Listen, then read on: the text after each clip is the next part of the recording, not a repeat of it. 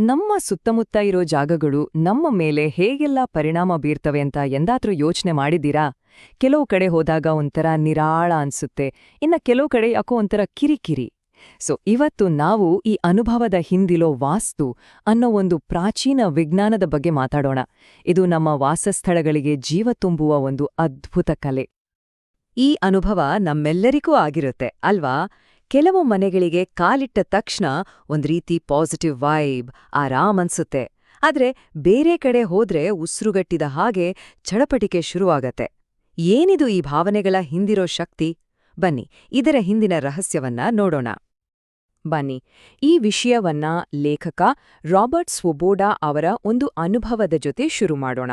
ಇದು ಅವರು ತಮ್ಮ ಗುರು ವಿಮಲಾನಂದನಿಂದ ವಾಸ್ತುವಿನ ಮೊದಲ ಪಾಠ ಕಲಿತ ಒಂದು ಸಂದರ್ಭ.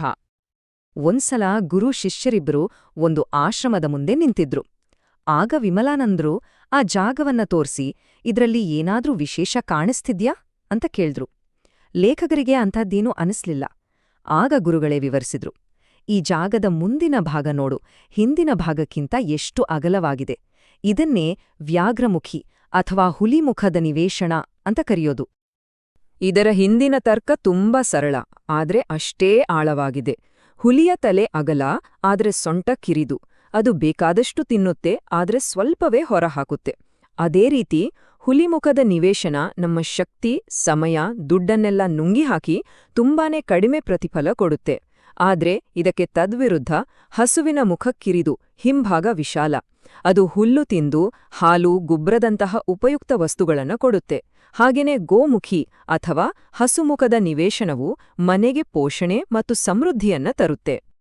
ಗುರುಗಳ ಈ ಒಂದು ಮಾತು ವಾಸ್ತುವಿನ ಮೂಲಭೂತ ಸತ್ಯವನ್ನೇ ಹೇಳುತ್ತೆ. ನಮ್ಮ ಪರಿಸರ, ನಮ್ಮ ಮನೆ ಅದೆಲ್ಲ ಕೇವಲ ಇಟ್ಟಿಗೆ, ಸಿಮೆಂಟಿನ ಕಟ್ಟಡಗಳಲ್ಲ.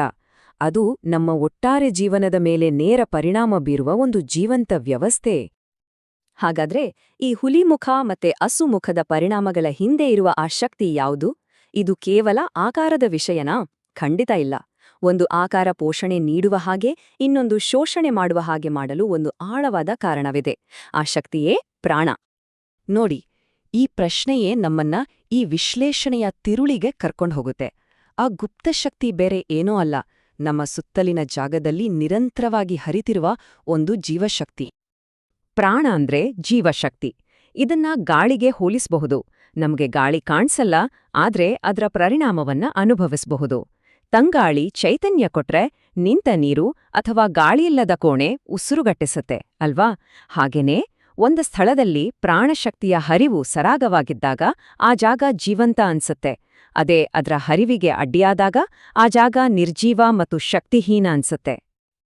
ಈ ಪ್ರಾಣಶಕ್ತಿಯ ಹರಿವನ್ನು ಅರ್ಥ ಮಾಡಿಕೊಂಡು ಅದನ್ನ ನಮ್ಮ ಅನುಕೂಲಕ್ಕೆ ತಕ್ಕಂತೆ ಹೊಂದಾಣಿಕೆ ಮಾಡಿಕೊಳ್ಳುವ ಪ್ರಾಚೀನ ವಿಜ್ಞಾನವೇ ವಾಸ್ತು. ಇಲ್ಲೇ ಒಂದು ಸಣ್ಣ ವ್ಯತ್ಯಾಸವನ್ನ ಗಮನಿಸಬೇಕು. ವಸ್ತು ಅಂದ್ರೆ ಕಚ್ಚಾ ವಸ್ತು, ಒಂದು ಪೊಟೆನ್ಷಿಯಲ್. ವಾಸ್ತು ಅಂದ್ರೆ ಅದರ ಸಾಕ್ಷಾತ್ಕಾರ, ಅಂದ್ರೆ ಪ್ರಾಣಶಕ್ತಿ ಸರಿಯಾಗಿ ಹರಿಯುವಂಥ ಒಂದು ವಾಸಸ್ಥಾನ ಅಥವಾ ಮನೆ. ವಾಸ್ತುಶಾಸ್ತ್ರ ಅಂದ್ರೆ ಕೇವಲ ಕಟ್ಟಡ ಕಟ್ಟೋದಲ್ಲ, ಅದೊಂದು ಜೀವಂತ ವಾಸಸ್ಥಾನವನ್ನೇ ಸೃಷ್ಟಿ ಮಾಡುವ ಕಲೆ. ವಾಸ್ತುವಿನ ಅಂತಿಮ ಗುರಿ ಸುಖವನ್ನ ಸೃಷ್ಟಿಸೋದು. ಸಂಸ್ಕೃತದಲ್ಲಿ ಸು ಅಂದ್ರೆ ಉತ್ತಮ ಮತ್ತು ಖ ಅಂದ್ರೆ ಸ್ಥಳ. ಅಂದ್ರೆ ಸುಖ ಅಂದ್ರೆ ಒಳ್ಳೆಯ ಸ್ಥಳ. ನಮ್ಮ ಜೀವನದ ಎಲ್ಲಾ ಸ್ಥಳಗಳು, ಅದು ನಮ್ಮ ದೇಹ, ಮನಸ್ಸು, ಮನೆ ಇರ್ಬೋದು, ಸರಿಯಾದ ಸಮತೋಲನದಲ್ಲಿದ್ದಾಗ ನಾವು ನಿಜವಾದ ಸುಖವನ್ನು ಅನುಭವಿಸುತ್ತೇವೆ.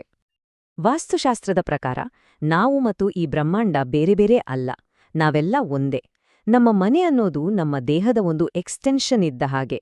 ನಮ್ಮ ದೇಹಕ್ಕೆ ಹೇಗೆ ಪೋಷಣೆ ಬೇಕೋ ಹಾಗೇನೆ ನಮ್ಮ ಮನೆಗೂ ಕೂಡ ಈ ವಿಶ್ವದ ಶಕ್ತಿಗಳ ಜೊತೆ ಒಂದು ಹೊಂದಾಣಿಕೆ ಬೇಕೇ ಬೇಕು. ನಮ್ಮ ಮನೆ ಮತ್ತು ನಮ್ಮ ನಡುವಿನ ಈ ಸಂಬಂಧವನ್ನ ಇನ್ನಷ್ಟು ಆಳವಾಗಿ ಅರ್ಥ ಮಾಡ್ಕೊಳ್ಳೋಕೆ ಈ ರೂಪಕ ತುಂಬಾನೇ ಸಹಾಯ ಮಾಡುತ್ತೆ. ನಮ್ಮ ಚರ್ಮ ಹೊರಗಿನ ಪ್ರಪಂಚದಿಂದ ನಮ್ಮನ್ನ ಹೇಗೆ ರಕ್ಷಿಸ್ತೋ ಅದೇ ರೀತಿ ನಮ್ಮ ಮನೆಗಳು ನಮ್ಮ ಎರಡನೇ ಚರ್ಮದ ತರ ಕೆಲಸ ಮಾಡ್ತವೆ. ಅವು ನಮ್ಮನ್ನ ರಕ್ಷಿಸ್ತವೆ ಮತ್ತು ಹೊರಗಿನ ಪ್ರಪಂಚದ ಜೊತೆಗಿನ ನಮ್ಮ ಸಂಪರ್ಕವನ್ನ ನಿಯಂತ್ರಿಸ್ತವೆ. ನಮ್ಮ ದೇಹ ಪ್ರಾಣವನ್ನ ಉಸಿರಾಡ್ದ ಹಾಗೆ ನಮ್ಮ ಮನೆಗಳು ಕೂಡ ಪ್ರಾಣವನ್ನ ಉಸಿರಾಡ್ಬೇಕು. ಈ ಎರಡು ಚಿತ್ರಗಳನ್ನ ಒಮ್ಮೆ ನೋಡಿ. ಒಂದ್ ಕಡೆ ಕ್ಯಾಥೆಡ್ರಲ್ನಂತಹ ಕಟ್ಟಡಗಳು ನಮ್ಮ ಚೇತನವನ್ನ ಎತ್ತಿ ಹಿಡಿತವೆ, ಸ್ಫೂರ್ತಿ ತುಂಬುತ್ತವೆ. ಇನ್ನೊಂದ್ ಕಡೆ ಗೊಂದಲಮಯ ನಗರದ ಬೀದಿ ನಮ್ಮನ್ನ ಕೆಳಗಿಳಿಯುತ್ತೆ. ಈ ಎರಡೂ ಸ್ಥಳಗಳಲ್ಲಿರೋ ಶಕ್ತಿಯ ವ್ಯತ್ಯಾಸ ಎಷ್ಟು ಸ್ಪಷ್ಟವಾಗಿ ಕಾಣ್ತಿದೆ ಅಲ್ವಾ? ಇದೇ ತತ್ವ ನಮ್ಮ ಮನೆಗಳಿಗೂ ಅನ್ವಯಿಸುತ್ತೆ. ನೋಡಿ, ಎಡಭಾಗದಲ್ಲಿರೋ ಸುಂದರವಾಗಿ ವಿನ್ಯಾಸಗೊಳಿಸಿದ ಕೋಣೆ ಪ್ರಾಣದ ಸರಾಗ ಹರಿವಿಗೆ ಜಾಗ ಮಾಡಿಕೊಡುತ್ತೆ, ಮನಸ್ಸಿಗೆ ಶಾಂತಿ ಕೊಡುತ್ತೆ. ಆದ್ರೆ ಬಲಭಾಗದಲ್ಲಿರೋ ಆ ದೊಡ್ಡ ಖಾಲಿ ಭೋಜನಾಲಯ ಒಂಥರ ದಬ್ಬಾಳಿಕೆ ಮಾಡ್ತಿದೆ ಅಥವಾ ನಮ್ಮ ಶಕ್ತಿಯನ್ನೇ ಹೀರ್ತಿದೆ ಅನ್ನೋ ಅನುಭವ ಕೊಡ್ಬೋದು. ಸರಿ, ಇಷ್ಟೆಲ್ಲ ಸಿದ್ಧಾಂತ ಕೇಳಿದ್ವಿ. ಆದ್ರೆ ಇದನ್ನ ನಮ್ಮ ಜೀವನದಲ್ಲಿ ಅಳವಡಿಸಿಕೊಳ್ಳೋದು ಹೇಗೆ? ನಮ್ಮ ಸುತ್ತಲಿನ ಸ್ಥಳಗಳ ಶಕ್ತಿಯನ್ನ ನಾವೇ ಅನುಭವಿಸೋದು ಹೇಗೆ? ಬನ್ನಿ, ಒಂದು ಸರಳ ವ್ಯಾಯಾಮ ಮಾಡೋಣ. ಆರಾಮಾಗಿ ಕೂತು ನಿಮ್ಮ ಉಸಿರಾಟದ ಮೇಲೆ ಗಮನ ಇಡಿ. ಯಾವುದೇ ಅವಸರ ಇಲ್ಲ, ನಿಧಾನವಾಗಿ ಉಸಿರಾಡಿ. ಉಸಿರು ಆಳವಾದ ಹಾಗೆ ಮನಸ್ಸು ಶಾಂತವಾಗುತ್ತೆ. ಈಗ ನಿಮ್ಮ ಮನೆಯ ಬೇರೆ ಬೇರೆ ಕೋಣೆಗಳಿಗೆ ಹೋಗಿ. ಅಲ್ಲಿ ನಿಮ್ಮ ಉಸಿರಾಟದಲ್ಲಿ ಏನು ಬದಲಾವಣೆ ಆಗತ್ತೆ ಅಂತ ಗಮನಿಸಿ. ಕೆಲವು ಕಡೆ ಉಸಿರು ಸರಾಗವಾಗ್ಬೋದು, ಇನ್ನೋ ಕೆಲವು ಕಡೆ ಬಿಗಿಯಾದ ಹಾಗೆ ಅನ್ನಿಸ್ಬೋದು. ಇದು ನಿಮ್ಮ ಪ್ರಾದೇಶಿಕ ಅರಿವನ್ನು ಬೆಳೆಸ್ಕೊಳ್ಳೋ ಮೊದಲ ಹೆಜ್ಜೆ. ಸಾಮಾನ್ಯವಾಗಿ ಕೆಟ್ಟ ವಾಸ್ತುವನ್ನ ಮೊದಲು ಗ್ರಹಿಸೋದು ತುಂಬಾನೇ ಸುಲಭ. ಉದಾಹರಣೆಗೆ, ಈ ಚಿತ್ರದಲ್ಲಿರೋ ಹಾಗೆ ಇಳಿಜಾರಾದ ಸೀಲಿಂಗಿರೋ ಕೋಣೆಯಲ್ಲಿ ಕೂತ್ರೆ ಆ ಕಡಿದಾದ ಕೋನ ಪ್ರಾಣದ ಚಲನೆಯನ್ನು ತಡಿತಿದೆ ಅನ್ನೋ ಹಾಗೆ ಒಂಥರ ದಬ್ಬಾಳಿಕೆಯ ಭಾವನೆ ಬರಬಹುದು. ಕೊನೆಗೆ ನಮ್ಮ ಸಹಜ ಪ್ರವೃತ್ತಿಯನ್ನ ನಂಬೋದು ತುಂಬಾನೇ ಮುಖ್ಯ. ಒಂದು ಜಾಗಕ್ಕೆ ಕಾಲಿಟ್ಟ ತಕ್ಷಣ ಆಗುವ ಆ ಮೊದಲ ಭಾವನೆ ಇದೆಯಲ್ಲ, ಅದು ಸ್ವಾಗತ ಕೋರ್ತಿದ್ಯಾ, ಬೆದರಿಸ್ತಿದ್ಯಾ, ಬೆಚ್ಚಗಿದ್ಯಾ ಅಥವಾ ತಣ್ಣಗಿದ್ಯಾ? ಸಾಮಾನ್ಯವಾಗಿ ಆ ಸ್ಥಳದ ಶಕ್ತಿಯ ಬಗ್ಗೆ ಅತ್ಯಂತ ನಿಖರವಾದ ಮಾಹಿತಿಯನ್ನ ಅದೇ ಕೊಡುತ್ತೆ. ನಮ್ಮ ವಾಸಸ್ಥಳಗಳು ಕೇವಲ ನಿರ್ಜೀವ ವಸ್ತುಗಳಲ್ಲ, ಅವು ನಮ್ಮ ಜೊತೆ ಸದಾ ಮಾತಾಡ್ತಿರ್ತವೆ, ನಮ್ಮ ಜೀವನದ ಮೇಲೆ ಪ್ರಭಾವ ಬೀರುತ್ತಿರ್ತವೆ. ಈಗ ಪ್ರಶ್ನೆ ಇರೋದು, ನಿಮ್ಮ ಸ್ಥಳ ನಿಮ್ಮ ಜೊತೆ ಮಾತನಾಡ್ತಿದೀಯಾ? ಅದನ್ನ ಕೇಳಿಸ್ಕೊಳ್ಳೋಕೆ ನೀವು ಸಿದ್ಧರಿದ್ದೀರಾ? ಈ ಹೊಸ ದೃಷ್ಟಿಕೋನದಿಂದ ನಿಮ್ಮ ಸುತ್ತಲಿನ ಜಗತ್ತನ್ನು ಒಮ್ಮೆ ನೋಡಿ.